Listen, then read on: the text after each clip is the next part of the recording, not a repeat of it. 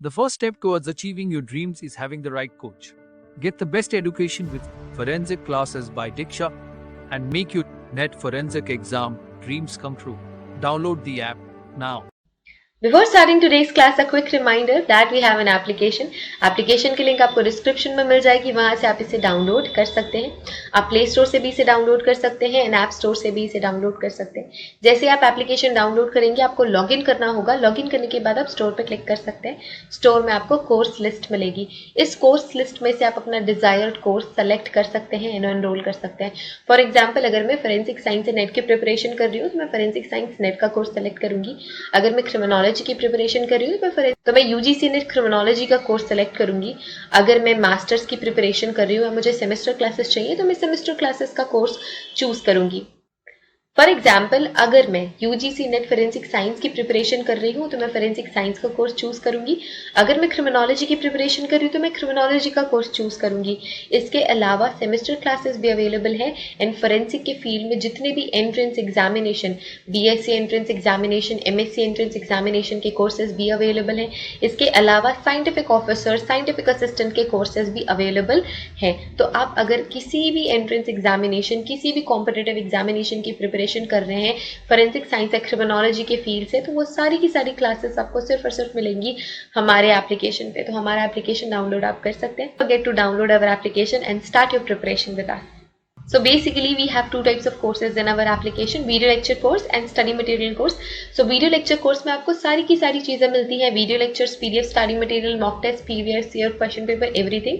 Study material course में आपको सिर्फ और सिर्फ study material, previous year question papers और मॉक टेस्ट मिलते हैं. वीडियो लेक्चर्स उसमें इंक्लूडेड नहीं होते हैं. So that's the basic difference between video lecture course and study material course. So it's clear now. You can join these classes according to your preparation and start preparing with us. Hello everyone, welcome to our YouTube channel forensic science UGC NET. और आज के lecture में हम पढ़ रहे हैं spectroscopic examination of blood. ठीक है, सो क्या पढ़ रहे हैं हम? Spectroscopic examination of blood. Previous कुछ वीडियोस में हमने ब्लड आइडेंटिफिकेशन एग्जामिनेशन पढ़ना शुरू किया था. तो हमने कैटेगराइज किया था ग्रुप्स में presumptive examination and then confirmatory.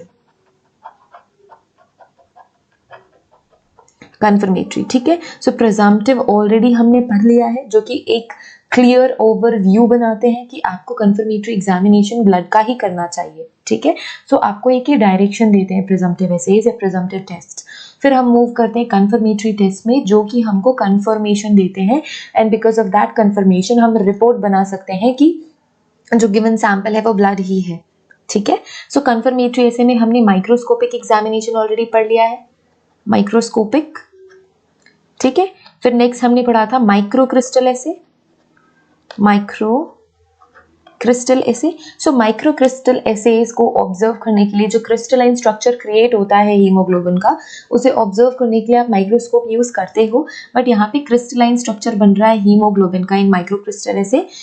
Microscopic examination में हम आरबीसीज और डब्ल्यूबीसीज, इंटैक्ट आरबीसी डब्ल्यूबीसी ऑब्जर्व करते हैं. थर्ड हमारी जो कैटेगरी है वो है स्पेक्ट्रोस्कोपिक एग्जामिनेशन. ठीक है, सो स्पेक्ट्रोस्कोपिक एग्जामिनेशन है. स्पेक्ट्रोस्कोपी में हमें पता है कि हम लाइट का इंटरैक्शन, लाइट या फिर हम इसे लिख सकते हैं इलेक्ट्रोमैग्नेटिक रेडिएशन ईएमआर का इंटरैक्शन आपके मैटर के साथ. यहाँ पे मैटर क्या है? आपका ब्लड सैंपल. ठीक है, सो लाइट का इंटरैक्शन हम ब्लड के साथ देखेंगे और एक कंफर्मेटरी रिजल्ट हम क्रिएट करेंगे. स्पेक्ट्रोस्कोपिक एग्जामिनेशन पे आते हैं वापस से. क्या है spectroscopic examination? So your spectroscopic examination of blood is really very reliable and precisely it detects haemoglobin और उसके सारे के सारे डेरिवेटिव्स को डिटेक्ट करता है स्पेक्ट्रोस्कोपिक एनालिसिस. ठीक है, और ये बहुत ही ज्यादा रिलायबल कंफर्मेटरी टेस्ट है और ये दोनों पे वर्क करता है. फ्रेश ब्लड पे भी अच्छे रिजल्ट्स देगा और ड्राई ब्लड स्टेन पे भी अच्छे रिजल्ट्स देगा. और सबसे इंपॉर्टेंट बात ये है कि ये नॉन डिस्ट्रक्टिव है. नॉन डिस्ट्रक्टिव मतलब ये एग्जामिनेशन, स्पेक्ट्रोस्कोपिक एग्जामिनेशन करने के बाद भी आपका जो सैंपल है एज इट इज रहता है, डिस्ट्रॉय नहीं होता है, ताकि आप दूसरे और कंफर्मेटरी एसेज या डीएनए एनालिसिस के लिए भी मूव कर सकते हो. ठीक है, हमेशा प्रेफरेंस फॉरेंसिक में दी जाती है नॉन डिस्ट्रक्टिव मेथड्स को.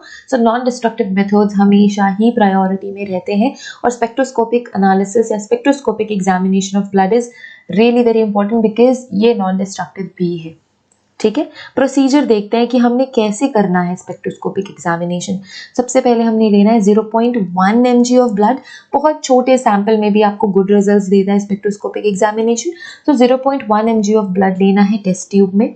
अगर वो ड्राइड है तो उसको डाइल्यूट कर लेना है नॉर्मल सलाइन से। फिर इसे आपको पोर करना है इन अ सैंपल ट्यूब, जिसे हम कहते हैं क्यूवेट। ये छोटी सी ट्यूब लाइक थिंग होती है जिसमें आपको पोर करना है आपका ये सलाइन और ब्लड का सैंपल, और फिर स्पेक्ट्रोमीटर में रख देना है। Spectrometer is your instrument. ठीक है, रख दिया। अब ऑब्जर्वेशन कैसे करना है? कैरेक्टरिस्टिक डार्क एब्जॉर्प्शन बैंड बनते हैं। जहां जहां पे भी एब्जॉर्प्शन हुआ है वहां पे डार्क बैंड्स बनेंगे। ठीक है, जो डिफर करते हैं डिफरेंट सिचुएशंस में। मतलब हीमोग्लोबिन कौन सा प्रेजेंट है, कौन सा फॉर्म ऑफ हीमोग्लोबिन आपके ब्लड सैंपल में प्रेजेंट है, उस पर डिपेंड करता है कि एब्जॉर्प्शन, डार्क एब्जॉर्प्शन बैंड्स कहाँ पे बनेंगे। ठीक है, मैंने बहुत सारी वीडियो स्पेक्ट्रोस्कोपी पे भी अपलोड करी हुई है चैनल पे, तो आप वो प्लेलिस्ट में जाके देख सकते हो। तो अगर आपने स्पेक्ट्रोस्कोपी का थ्योरी नहीं पता है, अगर आपने स्पेक्ट्रोस्कोपी नहीं पढ़ी है, तो आप वो वीडियोस वहां से जाके रेफर कर सकते हैं। तो जहां पे भी एब्जॉर्प्शन होगा हीमोग्लोबिन का, अगर हीमोग्लोबिन प्रेजेंट है, different type of haemoglobin present है, तो वहां पे डार्क एब्जॉर्प्शन बैंड बनेंगे। एब्जॉर्प्शन बैंड बनेंगे तो डार्क है। ठीक है, एब्जॉर्प्शन बैंड हमेशा डार्क होते हैं। ठीक है, कैरेक्टरिस्टिक स्पेक्ट्रा हीमोग्लोबिन और उसके डेरिवेटिव का बनता है। सो ये जो लाइंस हैं, ये जो एब्जॉर्प्शन बैंड है, all the lines that are listed in haemoglobins derivative, तो सारे के सारे हीमोग्लोबिन और उसके सारे डेरिवेटिव्स की लाइंस बनेगी, एब्जॉर्प्शन बैंड्स बनेंगे, और इनको हम कहते हैं फ्रॉनहोफर लाइंस। फ्रॉनहोफर लाइंस, ये याद रखना है, इन एब्जॉर्प्शन बैंड्स को हम कहते हैं Fraunhofer lines. And these are a set of spectral lines which extend to the full spectrum that are used as the metric to recognize the different absorption spectra. ठीक है, ये फुल स्पेक्ट्रम में ये सारे के सारे एब्जॉर्प्शन बैंड्स बनेंगे, अभी हम देखेंगे। तो ये है एब्जॉर्प्शन बैंड्स हीमोग्लोबिन और उसके डेरिवेटिव का।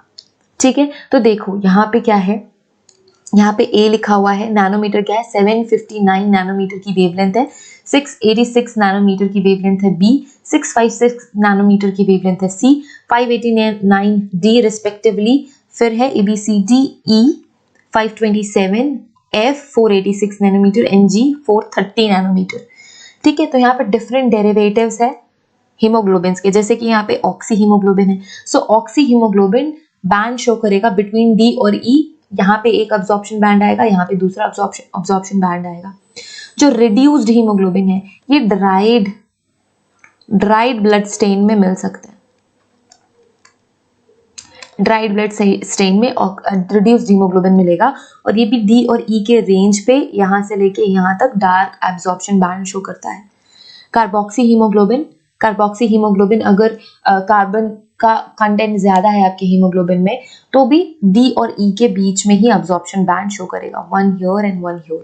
ठीक है, मेथ हीमोग्लोबिन 3 जगहों पे डार्क एब्जॉर्प्शन बैंड शो करता है, ई और एफ के बीच में, डी और ई के बीच में, और सी के बीच में, हियर। यहां और यहां पे। ठीक है, एसिड हीमोग्लोबिन सिर्फ और सिर्फ सी और डी के बीच में एक एब्जॉर्प्शन बैंड यहाँ पे शो करेगा, और डी के नियर बाय। अल्कलाइन हीमोग्लोबिन भी सी और डी के बीच में एब्जॉर्प्शन बैंड शो करता है। हीम क्रोमोजन कहाँ पे बैंड शो करेगा, एब्जॉर्प्शन बैंड शो करेगा डी और ई के बीच में। ठीक है, next haemoglobin is cline haemoglobin, ये भी डी और ई के बीच में एब्जॉर्प्शन बैंड शो करेगा। अल्कलाइन हीमोट्रोफोरिन 3 जगहों पे, ई और एफ के बीच में एक डार्क एब्जॉर्प्शन बैंड है, डी और ई के बीच में 2 एब्जॉर्प्शन बैंड्स है, और सी और डी के बीच में एक एब्जॉर्प्शन बैंड है। ठीक है, सो यही चीजें यहाँ पे लिखी हुई हैं, राइट। सो जो ऑक्सी हीमोग्लोबिन है, 2 distinct bands in yellow between Fraunhofer lines D और ई। ठीक है, ये लाइंस को मैंने क्या बोला, ये एब्जॉर्प्शन बैंड्स फ्रॉनहोफर लाइंस कहलाती हैं। 1 band is near D and half the beneath of the other and more, it is more defined. Reduced hemoglobin की लाइन, जो absorption लाइन है, वो D और E के बीच पे होगी। Carboxy haemoglobin, similar to oxy hemoglobin, it remains unchanged even hemoglobin gets reduced by the ammonium sulfide, तो भी ये वहीं पे ही बैंड्स शो करेंगे। मेथ हीमोग्लोबिन में भी 2 सिमिलर बैंड्स बनेंगे ऑक्सी हीमोग्लोबिन के, with 2 extra bands। ठीक है, the third dark band in the red region between Fraunhofer lines C और D। ठीक है, Fourth one lies between E and F, which is more distant. Acid hematin sharp bands दिखाएगा C और D के बीच में, और broad band किसके बीच में? D और F के बीच में, जो कि बहुत ही ज़्यादा डिफाइंड होगा. Alkaline hematin एक बैंड दिखाता है C और D पे, in between C and D, Fraunhofer lines. Reduced alkaline haemoglobin, जिसे हम कहते हैं हीम क्रोमोजन, क्योंकि अल्कलाइन सिचुएशन में थोड़ा रिड्यूस हो गया है, ये एक नैरो बैंड शो करेगा कहाँ पे? डी और ई के बीच में. सेकेंड बैंड आपको डी ई के पास देखने को मिलेगा. काइन हीमोक्रोमोजन आपको थोड़ा सा वाइड बैंड शो करेगा यहाँ पे, सी डी के बीच में, डी और ई के बीच में, और एफ फ्रॉनहोफर लाइंस के बीच में. राइट. फिर है आपका एसिड हीमोट्रोपोफाइब्रिन, ये डार्क बैंड शो करेगा ई डी और ई के बीच में. अल्कलाइन हीमोट्रोपोपोरफायरिन कहाँ पे बैंड शो करता है? ई और एफ के बीच में. ब्रॉड रहता है इनका absorption band. 2 bands are D and E, and 4th band C और डी के पास में आपको देखने को मिलेगा. तो ये आपका इलेक्ट्रोफोरेसिस मेथड है, जिसके थ्रू आप ब्लड आइडेंटिफिकेशन टेस्ट कर रहे हो.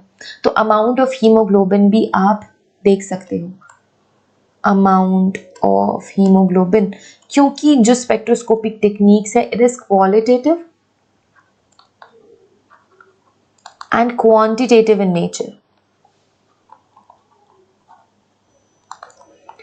नेचर.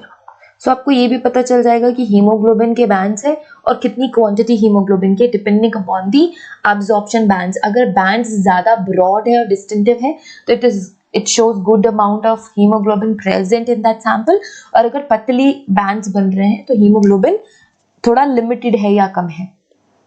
ठीक है. सो ये है आपका स्पेक्ट्रोस्कोपिक एग्जामिनेशन ऑफ ब्लड. सो ये यहीं पे एंड करते हैं. नेक्स्ट वीडियो पे हम डील करेंगे electrophoresis test for blood. So electrophoresis भी कंप्लीट करने के बाद हम जाएंगे इम्यूनो इलेक्ट्रोफोरेसिस में. तो एक वीडियो में डील कर लेते हैं, क्योंकि एक ही वीडियो में 2 टॉपिक्स डील करेंगे तो वीडियो भी लंबी हो जाएगी और आप बोर भी होते हो. तो एक वीडियो. सो जैसे कि ये सिर्फ वीडियो डील करती है आपकी spectroscopic analysis of blood. Next video आ जाएगी इलेक्ट्रोफोरेटिक एनालिसिस ऑफ ब्लड, फिर आ जाएगी immuno spectroscopic analysis of blood, फिर RNA-assays. ठीक है.